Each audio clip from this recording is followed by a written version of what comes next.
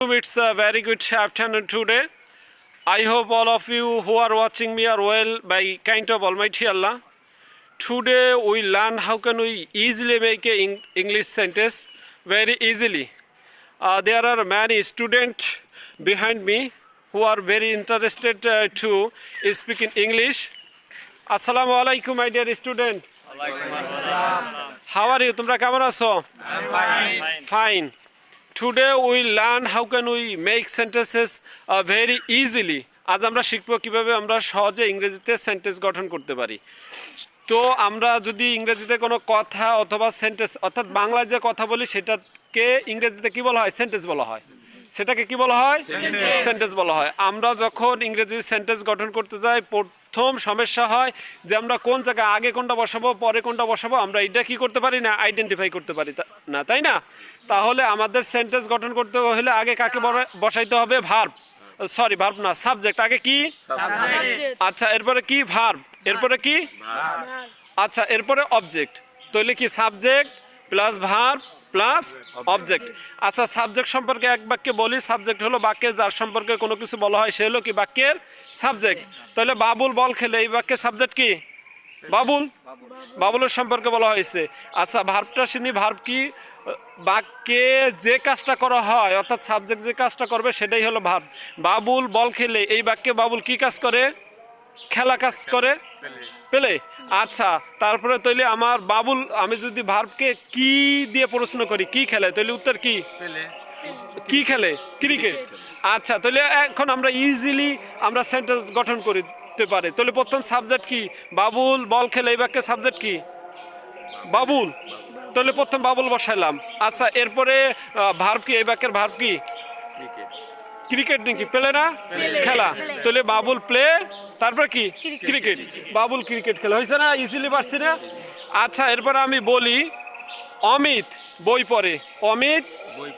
আচ্ছা, তাহলে এই বাক্যে সাবজেক্ট কি? অমিত। আচ্ছা, তারপর পড়া ইংরেজি কি? রিডস। তাহলে অমিত রিডস। আচ্ছা, কি পড়ে? তাহলে আমরা ইজিলি পারলাম না? কি হবে সেন্টেন্সটা? কি হবে সকলে বলি? অমিত রিডস। তাহলে অমিত বই পড়ে।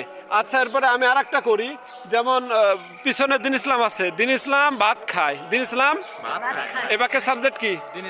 দিন ইসলাম। তাহলে দিন ইসলাম প্রথম বসালাম। আচ্ছা, এরপরে ভার্ব হলো কি কাজটা করে, তো কাজ কি? ভাত খায় না? তাহলে কি?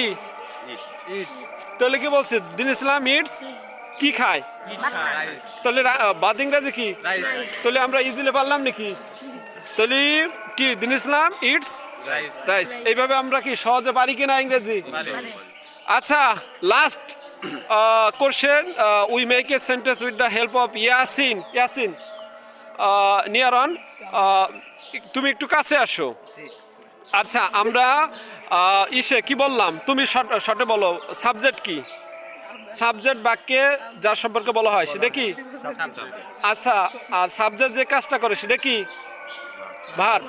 আচ্ছা, ভার্বকে কি বা কাকে দিয়ে প্রশ্ন করলে যে উত্তর পাওয়া যায় সেটা কি? সেটা কি? অবজেক্ট না? হয়েছে। তাহলে এক বাক্যে বলি, বাক্যে যার সম্পর্কে কোনো কিছু বলা হয় সে কি? বাক্যের সাবজেক্ট। আচ্ছা, আর সাবজেক্ট যে কাজটা করে সেটা কি? ভার্বকে কি বা কাকে দিয়ে প্রশ্ন করলে যে উত্তর পাওয়া যায় সেটা কি? অবজেক্ট। তাহলে তুমি বলো আমি আসি, ইংরেজি কি? আমি আসি, এই বাক্যে সাবজেক্ট কি? আমি না? তাহলে আমি বসালাম আই। আসা ইংরেজি কি? তাহলে আই কাম, আমি আসি। অনেক ইজি না? আচ্ছা, এরপর আমি আমি আমি একটু বলি, আমি চিঠি লেখি অথবা অমিত চিঠি লেখে। অমিত এটা গঠন করো, অমিত চিঠি লেখে, এই বাক্যে সাবজেক্ট কি? অমিত। তাহলে অমিত, তারপরে কি? লেখা ইংরেজি রাইট। তাহলে কি হবে? অমিত রাইটস। তারপরে চিঠি ইংরেজি কি? তাহলে it is very easy to make a sentence in this way. এই ওয়েতে আমরা একেবারে সহজে কি ইংরেজি সেন্টেন্স গঠন করতে পারি কি না? ইট ইজ ভেরি ইজি না? আমরা যে কোনো সেন্টেন্স দিয়ে আমি ইংরেজিতে এইভাবে গঠন করতে পারি কি না? পারি। আচ্ছা, আমরা বলি আমরা জিতেছি, আমরা জিতি, অথবা আমরা ইংরেজি কি? উই মানে আমরা, তাই না? আমরা জিতবো অথবা আমরা জিতি। আচ্ছা, জিতা ইংরেজি কি? উইন না? তাহলে উই উইন। কি জিতি? ম্যাচটি, দ্য ম্যাচ। তাহলে এইভাবে আমরা পারি কি না?